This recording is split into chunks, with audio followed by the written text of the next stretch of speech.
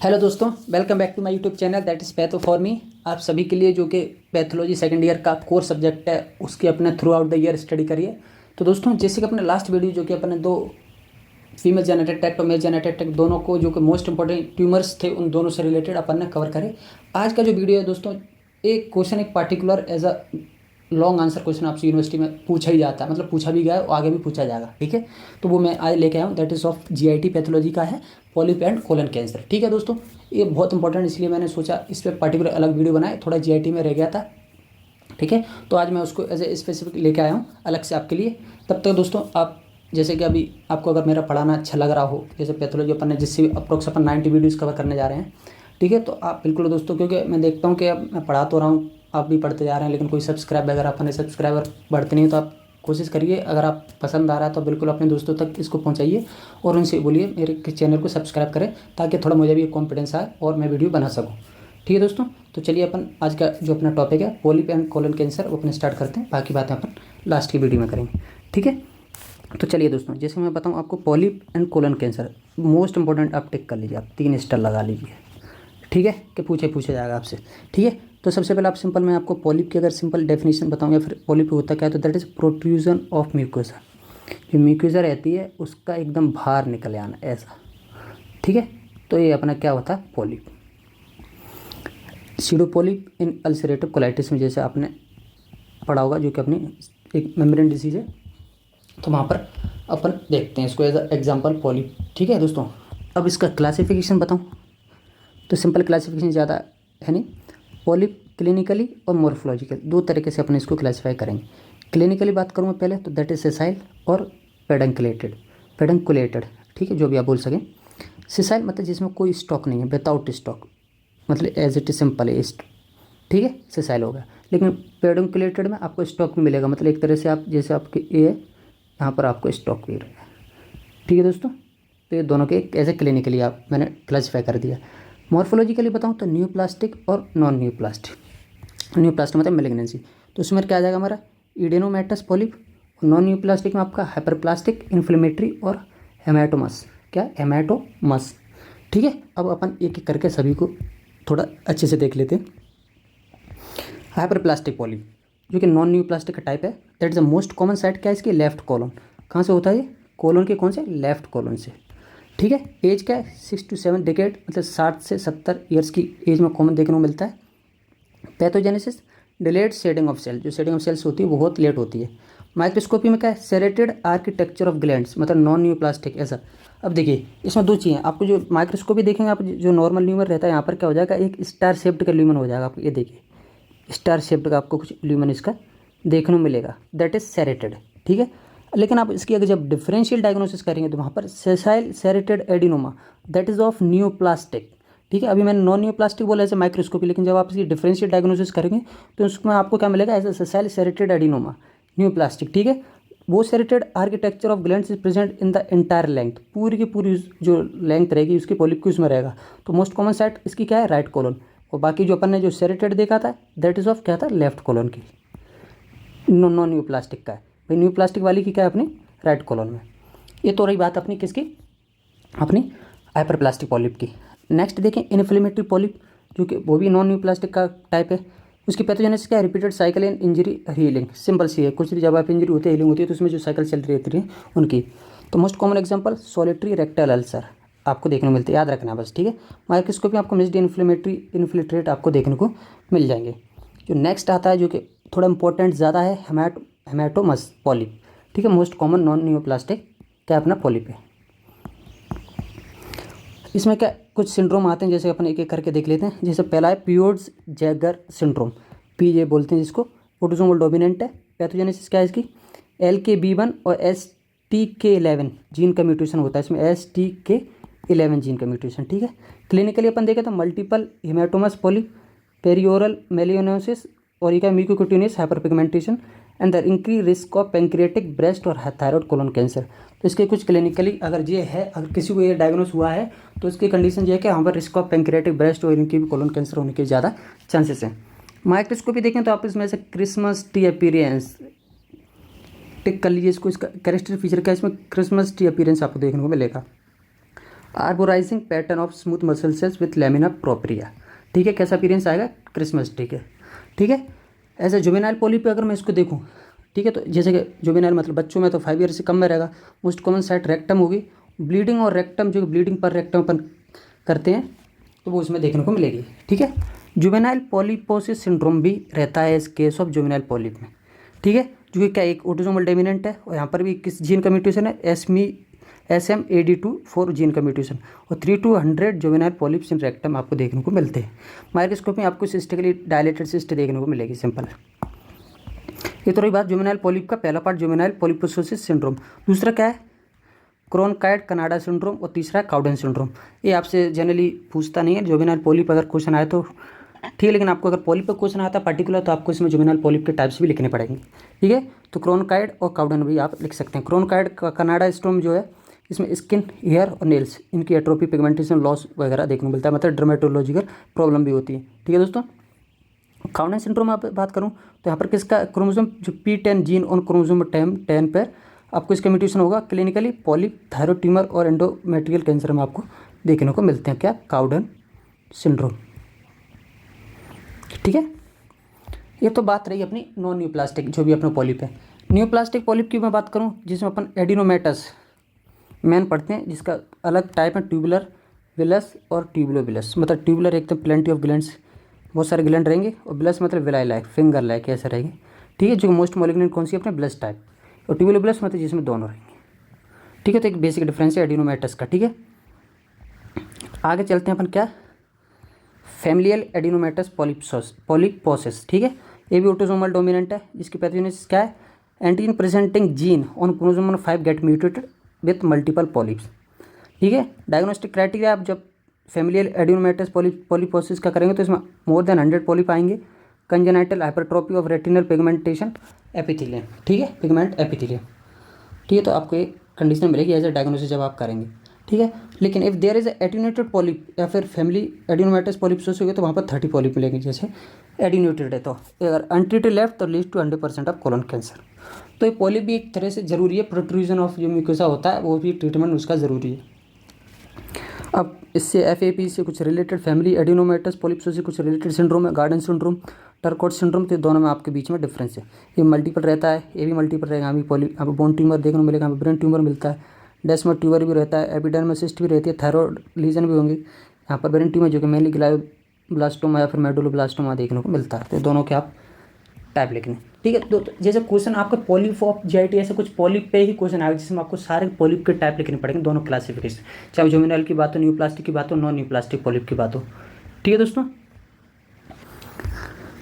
जैसे कि मैंने अब वही सिंड्रोम सारे के सारे देखिए, सारे काउडन सिंड्रोम लिखा है, क्रोनकाइट लिखा है, ट्यूबर स्क्लेरोसिस लिखा है, फैमिली एडिनोमेटस पॉलिपोसिस लिखा है, इसके क्लासिकल गार्डनर ट्यूबर कोड, तो ये कुछ इसमें दिया है, जिसमें आपको मेनली आपको इसके थोड़ा म्यूटेशन जीन आप कोशिश करें याद कर लें, ठीक है दोस्तों।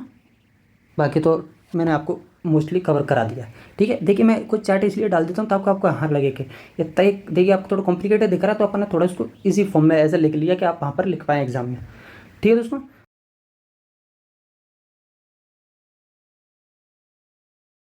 नेक्स्ट जो आता है अपना क्या आता है, कोलोरेक्टर कोलन कैंसर, ठीक है। अब देखिए जो मैंने पॉलिप का उस पर एक पर्टिकुलर क्वेश्चन है, ये अलग क्वेश्चन है, कोलन कैंसर पे आता है। इसमें आपको ऐसा उसके डिवीजन बांट दिया जाएंगे कि इसमें क्या क्या करना है, ठीक है। इसका जो कि मोस्ट इसमें एक इंपॉर्टेंट डायग्राम आता है जो कि मैं आपको बताऊंगा, तो अपन वो देख लेते हैं। तो चलिए कोलोरेक्टल कोलन कैंसर की मैं बात करूँ, ये भी क्या एकदम ओल्ड एज में देखने को मिलता है जनरली। इसके कुछ रिस्क फैक्टर हैं, जैसे कि इन्फ्लेमेटरी बाउल डिसीज, जैसे ulcerative colitis, smoking, alcohol, nitrates, family history अगर है तो, या फिर एडिनोमेटस, किसी को एडिनोमेटस ट्यूमर कैंसर है तो, कैंसर कोलन, पॉलीपॉइड और HNPCC ये जनरली देखने को मिल सकते हैं। मतलब adenoma, carcinoma squamous, adenoma, carcinoma squamous, ठीक है। मल्टीपल कार्सिनोजेनेसिस रहेंगे, इसमें बहुत सारे मतलब क्या रहेंगे, इसमें जीन के म्यूटेशन आपको देखने को मिलेंगे। वहीं HNPCC वाला टाइप है जो माइक्रोसेटेलाइट इंस्टेबिलिटी डिफेक्ट, ठीक है। ये 2 टाइप्स के आपको एज अ कोलन कैंसर देखने को मिलते हैं, दोनों को अपन अलग अलग पढ़ेंगे, ठीक है। जिसमें से मोस्ट इंपॉर्टेंट कौन सा अपना एडिनोमा वाला है, एडिनोमा कार्सिनोमा सीक्वेंस जो अपन बात करते हैं, ठीक है।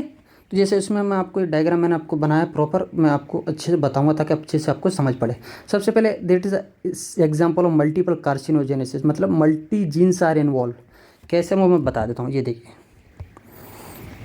मान के चलिए ये आपका क्या है, नॉर्मल कोलोन कैसा रहेगा, अपने म्यूकोसा है, म्यूकोसल ऊपर वाली है, ठीक है दोस्तों। या फिर मैं ये देखिए, अब आपको मैं बताता हूँ, याद रखिए आप, इधर बना देता हूँ, मैं अलग से बना देता हूँ, ठीक है। ये मान के चलिए ये म्यूकोसा है, अपन ने बना दिए, ये कुछ म्यूकोसल अपन ने उसमें ग्लैंड बना दिए। ये अपनी क्या है, सब म्यूकोसा होगी, ये अपनी क्या होगी, सब म्यूकोसा होगी। और ये लास्ट वाली अपनी क्या हो जाएगी, मस्कुलरिस प्रोप्रिया, ठीक है दोस्तों। ये वाली क्या होगी, अपनी म्यूकोसा होगी, और बीच की होगी अपनी सब म्यूकोसा। ये 3 लेयर आपको इतनी याद रखनी है। ये नॉर्मल क्या है, अपना नॉर्मल कोलोन का डायग्राम है। अब मान के चलिए इसमें कोई भी, मान के चलिए कोई स्टिमुलर फर्स्ट, जो यानी अपन फर्स्ट हिट बोलते हैं, किस जीन का इन्वॉल्वमेंट रहता है, APC एट कितना 5q21, आपको याद रखना है, ठीक है। जिसकी वजह से क्या होगा, म्यूकोसा को ऐसा लगेगा, जिसकी म्यूकोसा लेयर है वो क्या आएगी, एज ए रिस्क पे आ जाएगी कि हाँ भाई इसको कुछ होने के चांसेस, जैसे कि मान के चलिए ऐसा कुछ डिस्टर्ब होने लगेगी, वो ऐसा आपको इसको कुछ जो सेल्स हैं वो ऐसे कुछ अपीयरेंस आने लगेगा, ठीक है। तो अब इतना समझ में आया आपको। इधर देखिए आप म्यूकोसा एट रिस्क, अब देखिए कुछ इसमें जो सेकंड एंटर का जीन रहेगा वो कौन सा, APC बीटा कैटेनिन। पहले में क्या था, APC at 5q21 first hit थी। अब म्यूकोसा, मान के चलिए म्यूकोसा को ऐसा होने लगा, उसमें क्या उससे अपीयरेंस हो रहा है, उसके सेल्स में कुछ डिसइंटीग्रेशन हो रहा है, जिसकी वजह से क्या हुआ, सेकंड जीन का म्यूटेशन हुआ। अब देखिए एडिनोमा बन गया। एडिनोमा मतलब अब प्रोट्रूजन हो गया एक तरह से, ये देखिए बाहर, जो इसमें किसका फिर हुआ, जो अपने यहाँ पे प्रोटोन्कोजीन का म्यूटेशन कौन सा, केरास एट 12p21 12p12, ठीक है, केरास। यहाँ पर देखिए प्रोट्रूजन हो गया किसका, म्यूकोसा का। जो लास्ट में बचता है दैट P53 एट 17p13 पे अपने जो रहता है उसमें हो जाएगा अपना एज एडिनोमा का कार्सिनोमा, कोलोन कार्सिनोमा। ये देखिए ये म्यूकोसा थी, ये देखिए ब्रीच आउट हो गई पूरी की पूरी, ये हो गया अपना एक कार्सिनोमा बन गया, दैट इज ऑफ टीलोमेरेज, ठीक है। अब टीलोमेरेज अपना पता है, ट्यूमर सप्रेसर अपना प्रोमोटर अपना वो कराता है, ठीक है। तो ऐसा हो जाएगा। तो that's a multi step carcinogenesis, मतलब मल्टी जीन्स, इसमें जैसे पहले APC, फिर APC बीटा कैटेनिन, फिर अपना केरास, फिर अपना P53। तो AK53 जैसे अपन बोलते हैं ना AK47, वैसे AK53, APC at 5q21, K for KRAS और P53, ठीक है। तो APC आप याद रख सकते हैं, शॉर्ट फॉर्म है इसका, ठीक है दोस्तों। तो ये तो बात रही दोस्तों, अपन ने क्या बताया मैंने आपको, एडिनोमा कार्सिनोमा सीक्वेंस या फिर adeno carcinoma sequence of colon cancer. दूसरा, आप जनरली माइक्रोसेटेलाइट इन्वेटरी इफेक्ट का इतना पूछता नहीं है वो, लेकिन फिर भी अगर आपसे पूछता, जो देखिए मैंने आपको दोनों की दोनों ये देखिए आपको और अच्छे नॉर्मल कौन सा, म्यूकोसा एट रिस्क, एडिनोमा और कार्सिनोमा। ये देखिए वही gene APC beta carotene, Keras, यहाँ पे P53 और टीलोमेरेज, जो कि मैंने जीन्स का इन्वॉल्वमेंट।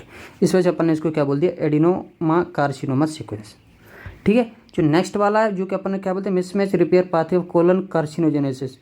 क्या था, अपन ने बोला था ना इसके मिसमैचिंग ऑफ पेयर, माइक्रोसेटेलाइट, क्या बोला था, माइक्रोसेटेलाइट इंस्टेबिलिटी, ठीक है। तो यहाँ पर भी आप देखें नॉर्मल कैंसर है, तो जर्मलाइन, इसमें क्या ज़्यादा पूछा नहीं जाते वाला, सेसाइल सेरेटेड एडिनोमा और कार्सिनोमा, ये देखिए इसमें भी आप ऐसा जनरली देखने को मिलता है। बस यहाँ पर क्या इसकी जीन, यहाँ पर MLH और MSH जीन का इन्वॉल्वमेंट है, यहाँ पर अपना BBEX का है, BEX या BRF का। तो आपको एक डायग्राम तो इसमें ये वाला तो बना के आना है, दैट इज ऑफ किसका, क्योंकि एडिनोमा कार्सिनोमा सीक्वेंस। बाकी माइक्रोसेटेलाइट वाले का आपको याद रहे तो अच्छी बात है, दोनों मैंने आपको यहाँ पर बता दिए, बाकी उसका मैंने आपको डायग्राम भी बना के बताया है, ठीक है। दोनों एक से डायग्राम थी इसलिए कुछ नहीं, बस आपको इसमें जीन का इन्वॉल्वमेंट अलग है, तो आप एक बार जीन दोनों में देख लीजिए, ठीक है। बाकी मेटास्टेटिक कोलोरेक्टल कार्सिनोमा ऐसा आपको देखने को मिलता है, ये अपना कोलोन है, मान चलिए अपना कोलोन है, इसमें देखिए ये आपको ये पूरा जो अपीयरेंस दिख रहा है दैट इज कैंसर की वजह से दिख रहा है, ठीक है। That is a nodular like आपको इसमें जनरली देखने को मिल रहे हैं कार्सिनो मेटास्टेलम, 2 large and small metastasis nodules, subpleural nodules, ठीक है दोस्तों। तो ये तो अपना जनरली जो अपने बताया कोलन कैंसर, ठीक है। अब बात करते हैं अपन HNPBC, जो कि मिसमैच सेटेलाइट इफेक्ट, जो कि अपन लिंच सिंड्रोम, जैसे अपन मैंने आपको दूसरा वाला पता माइक्रोसेटेलाइट वाला, उसमें एक लिंच सिंड्रोम भी देखने को मिलता है, that is a combination of क्या क्या, जैसे मान के चलिए किसी को कोलन कैंसर हुआ, एंडोमेट्रियल कैंसर हुआ, ओवेरियन कैंसर हुआ, तो क्या उनको अपन लिंच सिंड्रोम अपन जनरली बोलते हैं, वो मिसमैच सेटेलाइट इफेक्ट है, जो कि लिंच सिंड्रोम में होता है HNPCC की वजह से। माइक्रोस्कोपी देखें अपन कोलन, तो एडिनो कार्सिनोमा जो है, glands lined by pleomorphic cells मतलब अलग छोटे बड़े ऐसे ऐसे सेल्स की लाइन होंगी। क्या अपीयरेंस आएगा, सिग्नेट रिंग। मतलब सिग्नेट रिंग्स में क्या, ऐसे एक रिंग इस टाइप का अपीयरेंस आपको बहुत देखने को मिलेंगे। तो that is signet ring known as mucinous cancer of colon, that is of poor prognosis. ठीक है। अब जैसे कि वहाँ पर अपन ने सिग्नेट रिंग अपन ब्रेस्ट में भी देखते हैं, तो वहाँ पर आपको गुड प्रोग्नोसिस थी, लेकिन यहाँ पर क्या प्रोग्नोसिस, पुअर प्रोग्नोसिस। तो आप वहाँ से भी कंपेयर करके एक याद रख सकते हैं कि भाई ब्रेस्ट में था सिग्नेट रिंग अपन ने देखी थी वहाँ पर, लेकिन गुड प्रोग्नोसिस थी, और यहाँ पर लेकिन कोलन कैंसर किस में, यहाँ पर पुअर प्रोग्नोसिस है, यहाँ पर भी सिग्नेट रिंग का अपीयरेंस माइक्रोस्कोप में। तो आप दोनों में कन्फ्यूज नहीं होंगे। ट्यूमर मार्कर जैसे कि कैंसर 19 से 9 तक लेकर, या फिर कार्सिनो एम्ब्रियोनिक एंटीजन, तो ये ट्यूमर मार्कर हैं कुछ। नोट क्या है, Apple core deformity seen in microscopy, right sided colon और लेफ्ट साइडेड कोलन में। राइट साइड कोलन में आपको पॉलीपॉइड मास का देखने को मिलेगा, लेफ्ट साइड कोलन में नैपकिन रिंग देखने को मिलेंगी कॉन्स्ट्रिक्शन टाइप। ठीक है। तो एज MCQ पर्पज से आप इसको याद रख सकते हैं। ठीक है दोस्तों। तो बाकी अपन ने ये कुछ classification of colorectal carcinoma on the basis of, ये मैंने आपको पहले भी उधर ब्रेस्ट में बता दिया, स्टेजिंग ऑफ TNM स्टेजिंग जिसको अपन बोलते हैं, जिसके अपने अपने ट्यूमर के बेसिस पर, लिम्फ नोड के बेसिस पर, डिस्टेंस मेटास्टेज के, आप वहाँ पर मेरा ब्रेस्ट की स्टेजिंग देखेंगे, वहाँ पर मैंने आपको ये बताया थी। ठीक है। वही चीज़ यहाँ पर TNM स्टेजिंग बोलते हैं अपन, ग्रेडिंग बोलते हैं, जो कि किसकी करते हैं अपन, ट्यूमर की करते हैं। तो आप ये वहाँ पर एक बार देख सकते हैं, बाकी चार्ट इधर है। ठीक है दोस्तों। अब देख लेते हैं अपन जनरली इसके ऊपर क्या MCQ हैं। तो जैसे कि STK11 AMP related pathway involve in the mutation of, अभी जैसे बताया अपन ने क्या था, पियोट्स, जो जैगर्स में था ना अपना जो सिंड्रोम में था, उसमें ये वाला जीन था, तो आंसर हो जाएगा जी। नेक्स्ट अपन सेकंड MCQ देखें तो polyp of Peutz Jeghers syndrome are most common. बात करें मोस्ट कॉमन की, बात चल रही है मोस्ट कॉमन, आपको polyp small intestine, stomach, colon सभी में देखने को मिलेंगे, लेकिन मोस्ट कॉमनली अपने अपीयरेंस किस में होते हैं, स्मॉल इंटेस्टाइन में। तो आंसर क्या हो जाएगा, स्मॉल इंटेस्टाइन। इस क्वेश्चन पे ध्यान दें। ठीक है। लेफ्ट साइडेड क्या है, कोलोरेक्टल, सॉरी गलत लिख दिया, कोलोरेक्टल। ठीक है। Colorectal adenocarcinoma does not consist of, मतलब लेफ्ट साइड का कोलोरेक्टल कार्सिनोमा कौन सा कंसिस्ट नहीं होता इसमें। तो ऑक्यूलर ब्लीडिंग होता है। Fatigue and weakness is of part of right sided colon का पार्ट, किसका है, राइट साइडेड कोलोन का। ठीक है दोस्तों, राइट साइड का। तो दैट इज अ फटीग और वीकनेस किसका आंसर हो जाएगा अपना, राइट साइड। बाकी क्रैम्पिंग और चेंज इन बाउल हैबिट्स भी आपको लेफ्ट में देखने को मिलती है। वहीं दोस्तों बात करें अपन, nearly all colonic cancer are adenocarcinoma, the most important prognostic factor are, तो ज़्यादातर कोलोनिक कैंसर एडिनोमा कार्सिनोमा हो सकते हैं, लेकिन मोस्ट इंपॉर्टेंट कौन सा है, depth of invasion, presence of lymph node invasion, absence of lymph node, तो सभी की सभी क्या ज़्यादातर हो जाएंगे इसमें। तो आंसर क्या आ जाएगा इसका, ऑल ऑफ द अबव। ठीक है दोस्तों। तो दोस्तों ये तो बात अपनी क्या, कोलोरेक्टल जो अपने बात करिए, कोलोरेक्टल कार्सिनोमा आता है, या फिर कोलन कैंसर आता है, फिर पॉलिप के ऊपर। ठीक है दोस्तों। तो आप एक तो याद रखिए, आप पॉलिप का क्लासिफिकेशन अच्छे से मतलब याद कर लीजिए, लिख लिख के याद कर लीजिए आप। और दूसरा इसको जो मैंने कोलन कैंसर का जो आपको डायग्राम बनाया था, दिस वन, ए वाला डायग्राम, तो इसको भी आप एक अच्छे से कौन सा जीन, कौन सा मल्टीपल कार्सिनोजेनेसिस है, जीन से इन्वॉल्वमेंट है, तो आप एक बार सीक्वेंस वाइज दोनों का डायग्राम बना के देख लीजिए कौन सा जीन कहाँ पे यूज़ हो रहा है। ठीक है दोस्तों ये तो थोड़े GIT का एक टॉपिक, मोस्ट इंपॉर्टेंट टॉपिक रह गया था, वो मैंने आपको कवर कराया है।